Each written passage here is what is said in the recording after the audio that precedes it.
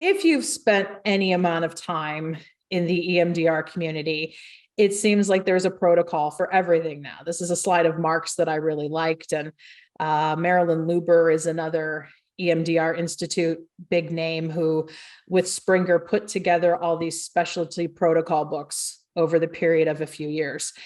And yeah, I personally feel with my trainees, if you need a very defined script for all of these different populations that you work with, yeah, these can be pretty good resources for you.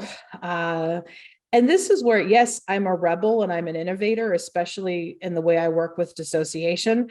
Yet I think a lot of this in the EMDR community has gotten obnoxious.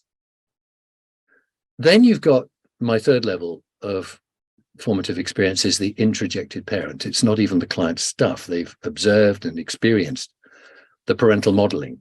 It's not an intellectual thing. This is a right brain limbic system experience, and that they can't help it, but that's how they manage stuff that happens to them in adulthood.